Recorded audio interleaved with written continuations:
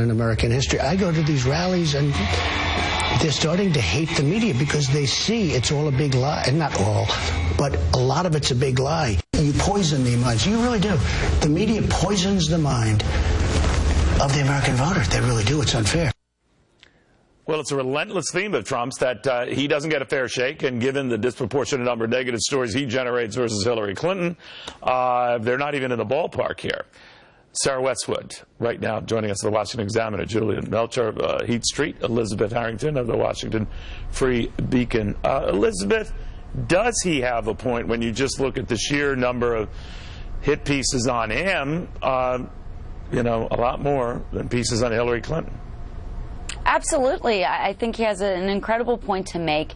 Everyone knows the media is biased, and what we've seen with these hacked emails released by WikiLeaks, it just reinforces the fact that we know that the media is willing to work with the Hillary campaign to give her positive coverage, and you just see it when you turn into the other networks. We have huge bombshell stories about Hillary Clinton, her husband enriching himself through the Clinton Foundation, the FBI investigation that really wasn't an investigation at all. Those get no coverage in the nightly news. They get about 2 minutes, 30 seconds. It's all Donald Trump and something he may have said. Well, that's what he says. And now, I'm one of those, and Jillian, maybe you can help me with this, that says, all right, if this stuff comes out, even 11-year-old videotape, and then women come out of the woodwork, I think it's incumbent upon the media certainly to question the timing of those women coming out of the woodwork. But it is a good story. It is something you follow up on.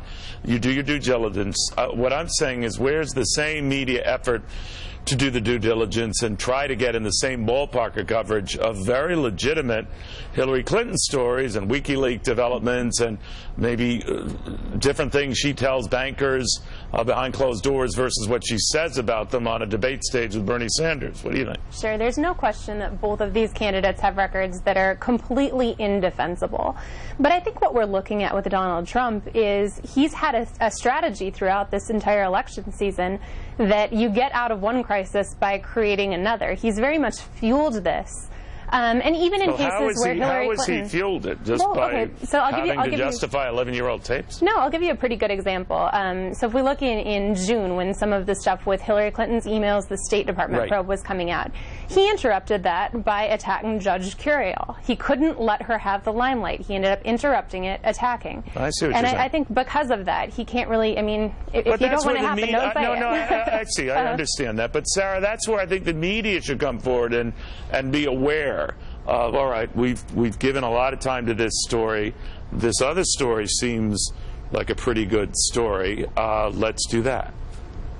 Exactly, and that's why I think this Donald Trump riff against the media is more effective than what we saw in the primaries. During the primaries, we saw Donald Trump go after individual reporters and outlets for negative stories about himself that he thought were unfair. Now, in these final weeks of the election, we see him indicting the entire media as an institution for its comparative coverage of his opponent. Instead of nitpicking coverage about himself, we see him pointing out the very real fact that the mainstream media has poured, relatively speaking, far less time and energy pursuing negative stories about Clinton, and that speaks to his larger campaign theme of the system as a whole being, quote, rigged. But I think it's been rigged in his favor in a lot of ways. If you look at the earned media, it's more than $2 billion. But think about it. A lot of these email exchanges that are coming to light involve many in the media who are trying to curry favor with Hillary Clinton or her people.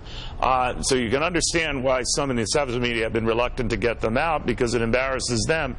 But it does seem, and maybe I'll touch on this with you, Elizabeth, that there's no zeal on the part of these folks to level that playing field. Now, I know the media tends to give overwhelmingly and support Democrats and Democratic candidates.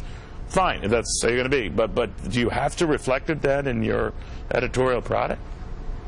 No, of course you should be fair. And I think throughout this we've seen the media propping up Donald Trump, giving him a lot of free time, and then all of a sudden when he's the nominee, you see this barrage of attacks. And you see it very clearly.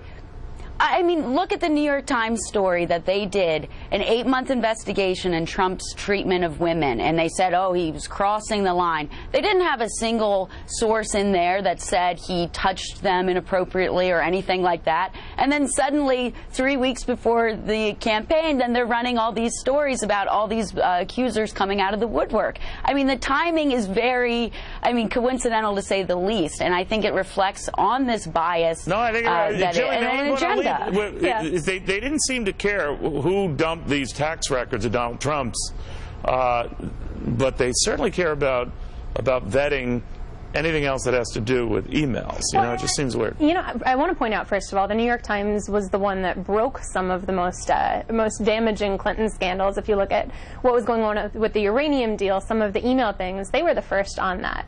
So I've got to give them credit for that. So you think this coverage is fair in the New York Times? Do you think it's fair in the Washington Post? Do you think it's balanced in these mainstream media? What I do not think is fair is for instance, Breitbart to be collaborating with an Occupy Wall Street reporter to be disrupting Rubio events and giving that coverage. So I think we've got bias going both ways. It's tough in an election where you have two candidates that are awful. But the proof is in the final published pudding, right? And, you know, maybe for some reason go after Trump. I'm not dismissing that. I'm not saying don't.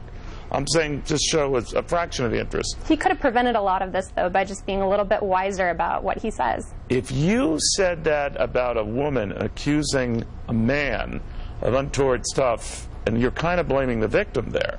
No, I think he has habitually been unwise and dominated the headlines because of it. You're blaming the victim of the bad press for the bad press. I don't think he's a victim. I think he's been, in many cases, a beneficiary. He owes his celebrity to the media, in many cases the left-leaning media. That, my friend, is blaming the victim. And you would hate it if it were the other way around, right? No, I disagree, but... Okay. Thank you all very, very much. In the meantime, I do want to keep